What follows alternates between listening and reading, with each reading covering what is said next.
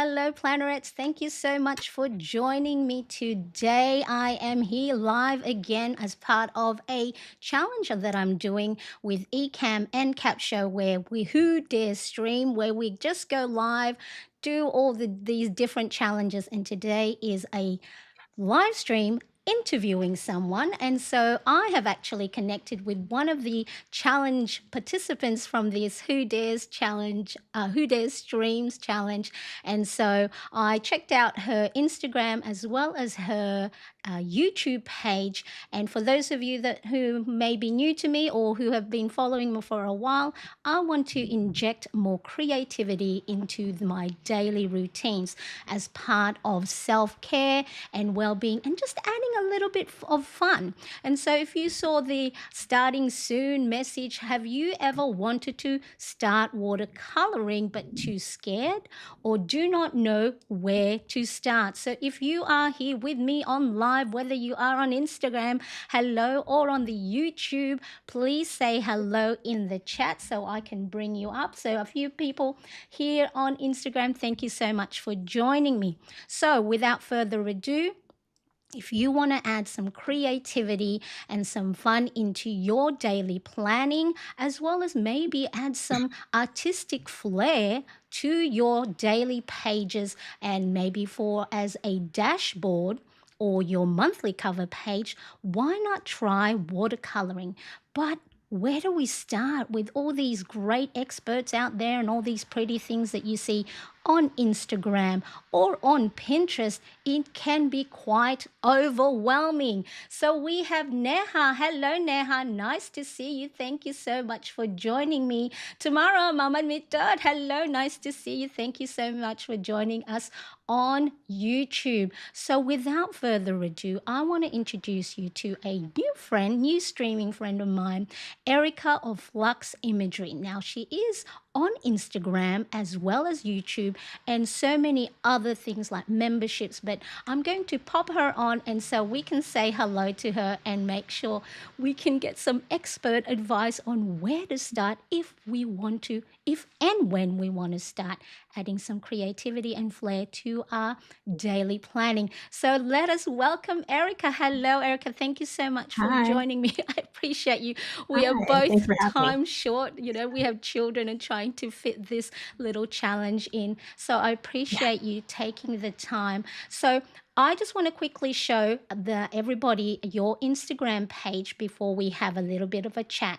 So if you go on Instagram, and she is Flux Imagery, so hopefully you can see this on the screen. So she does have a few different pinned posts and also reels there. And I think it was this one that I had clicked on, and it's just the the simplicity of the drawing, yet it looks so beautiful. I'm trying to speed it up. Let me see if I can fast forward. So it's not as if we need a degree.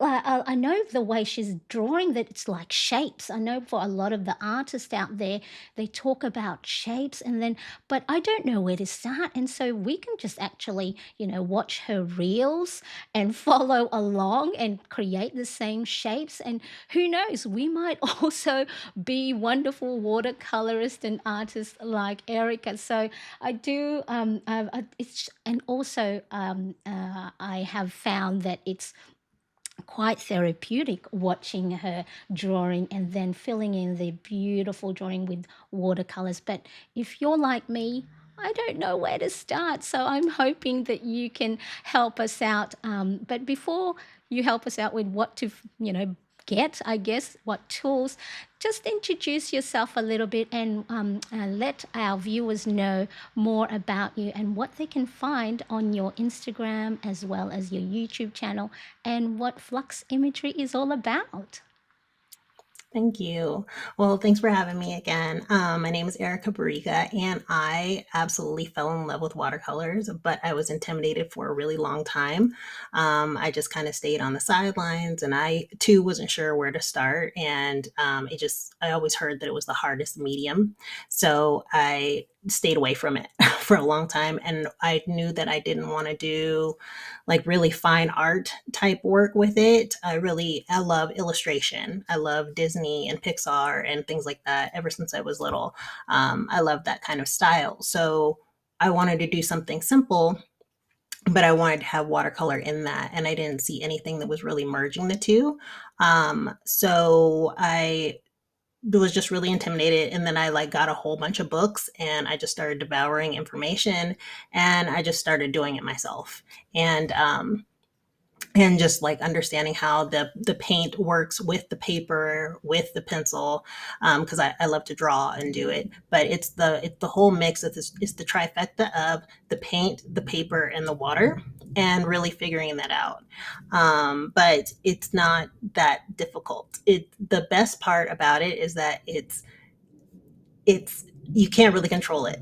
So that's the best part, because you're learning how to let go and just enjoy the process.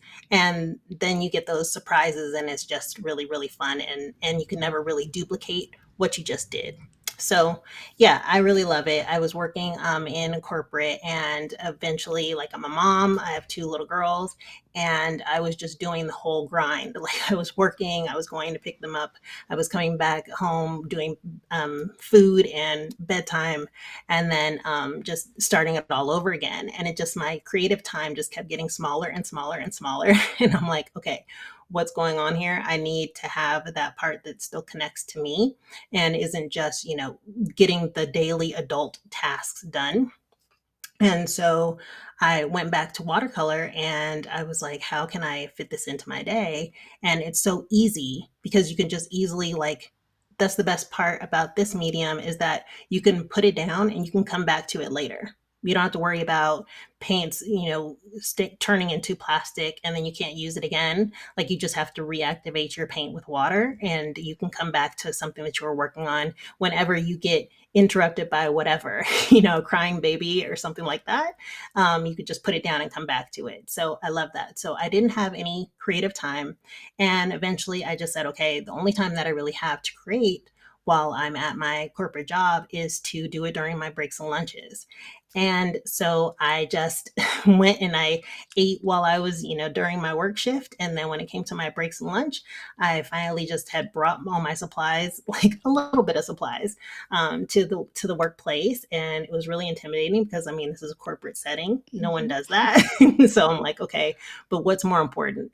It's more important for me not to like completely burn out, and I need to inject joy back in. That's just for me.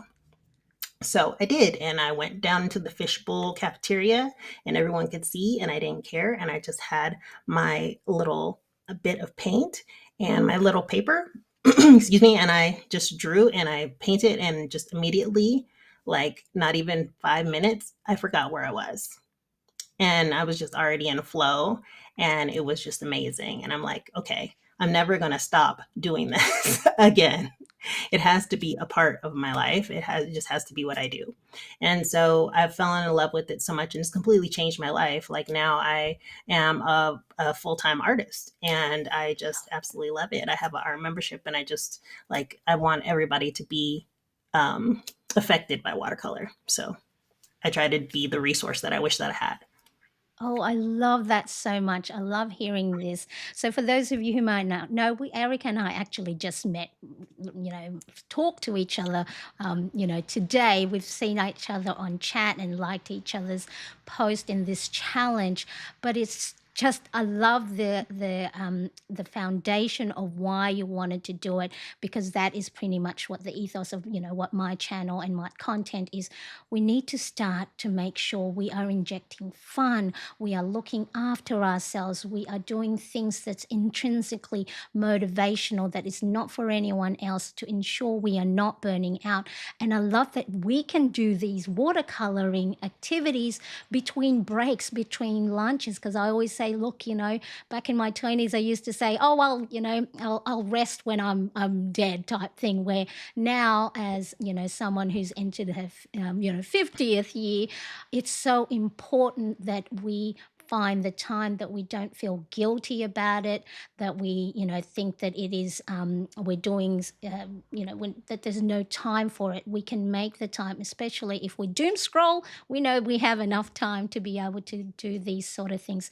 So I love that. And yes, Tamara says, what a beautiful story. I love that. Yeah. And so how good is that, from the need to ensure that there is creativity, that you have found that this, passion is now able to also support, your, I guess, your financial well-being. And so I love that backstory indeed. It is so, so good. So for someone who wants to add creativity and artistic flair and have that internal dialogue of, negative talk of, I'm not artistic, I can't do that.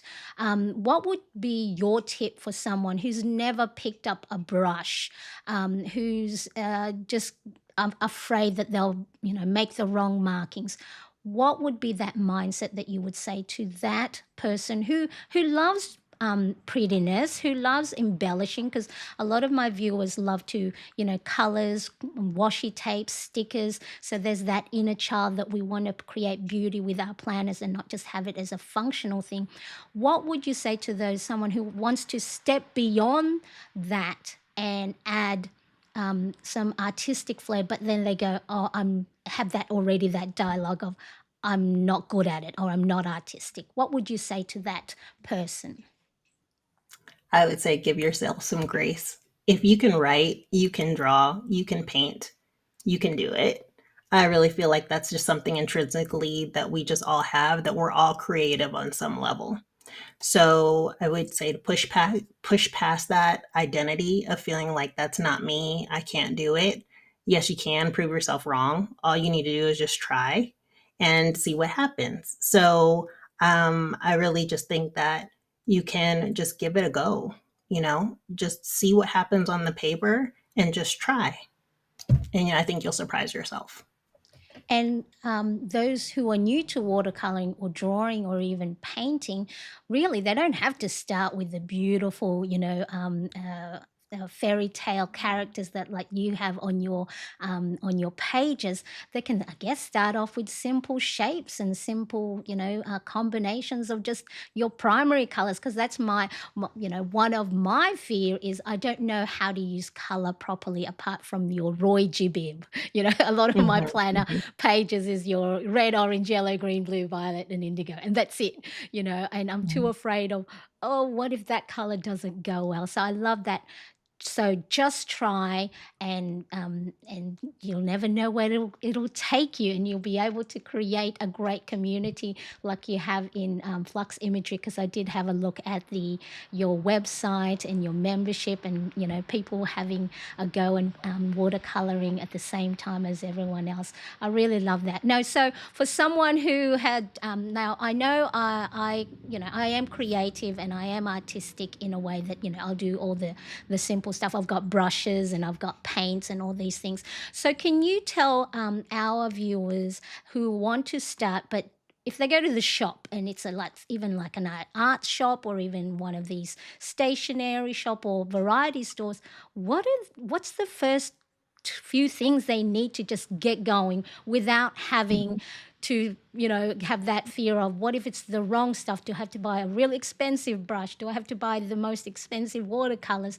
What would your I guess, I don't know however many tools you need to get started, what would be your suggestions that they to start off with? I don't think you need much at all. And it's funny that you say about the color, like that took me a long time to understand and just really take the time to figure out.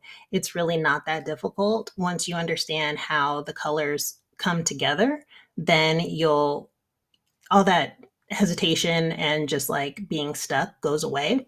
So I would say the only thing to remember is that you can start off with like student grade and kids, watercolors. But just know that if you run into issues, you're like, why are my colors blending like someone else's that I see, or why is my paper not acting the way that theirs does? It does come down to supplies. So you can use super basic things, but don't be so hard on yourself when you're like, see, I know I couldn't paint. Go back to your materials. Your materials aren't blending well because they're not professional, and that's okay, but you're just learning. So as long as you keep that, you'll be fine. So you can just go into like a local store, and you can get, this is a nice little kit. It has 8 paints in here. It's by Prang.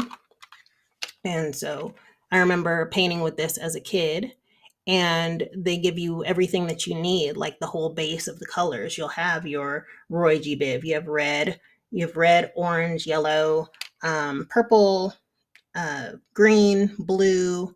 There's a black, and I can't remember what this other color is. It's probably brown. Um, but you do have your primary colors. So all the colors come from 3 colors. You have your red, your yellow, and your blue. And then when you mix those colors together, you'll get your secondary. So whenever you mix a primary with um, another primary, you'll get a secondary. So red and yellow make orange, and so on, like that. And then when you mix in between those, then you get the tertiaries. And then so you'll understand when you have, those are the basics. And also the complementary colors are the colors that are directly across on the color wheel. So Hmm. just think Christmas. So red and green, those will make a muddy color.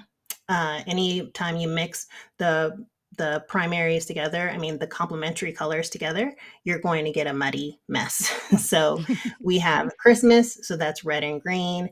You have like Broncos football, so that's orange and blue. And then if you think about the minions, and you think about when you have a good minion and the bad minion, and it's Yep. purple, so yellow and Yep. purple, that Right. makes a Yeah. neutral too. Yeah, Right. and they just look different. So if you're all scared of, why does my stuff keep turning muddy? It's because you've mixed those together. Right. Yeah. So start off with a really basic set of paints, and play with mixing now that you know how to mix. And it comes with a brush. I don't have the brush that came exactly in it, but it kind of looks like this. Starting with like a round brush, it's about this size. Round is really it's really functional, and you can use it. You get a really nice point, and it's small. I like to paint small, so I usually use like a 2 or a 3. It tells you the sizing on the brush. I like a synthetic mix. So if you get this set, it comes with a brush. If you want to get your own brush, I recommend like a synthetic mix. And Winsor and Newton is really good. Um, Things like that. Let's see. And then for paper, Hmm. I love this. It's Canson XL mixed media. And this is a 7 by 10. And it's wonderful because you see the size. Like it's easy to move around. It's not super intimidating. When I first started, I had a huge tablet, I mean, a huge notebook. And it was just like, oh my gosh, we're trying to work out compositions on that, and it's just so big. I felt like I had to like really fill the page. And this isn't so bad. Like it's Yeah. nice, and it's very portable and everything. So I love this. Hmm. It's a little thin, which is good because then you can make zines. Have you ever heard of zines No, no, I before? haven't. No, No, you zines. can make No. like a comic. So it's Oh, basically like yeah. you fold up the paper. So Hmm. if you have actual watercolor paper that's thicker, and then Yep. you can't really fold it and things like that, but you can with the mixed media. Okay. So I love this mixed media paper. And then you just have a water dish, and that's how Hmm. you activate the paints. So I love to use repurpose like Bon Maman jelly jars. Okay. They're so Hmm. pretty. I never throw them out. I Ah, just yes. repurpose them for my water cups. Yeah, And make your tools pretty, and if you look nice on your desk, and you're more likely to, do your daily watercoloring activities. I love that. So yeah, and repurposing and recycling too.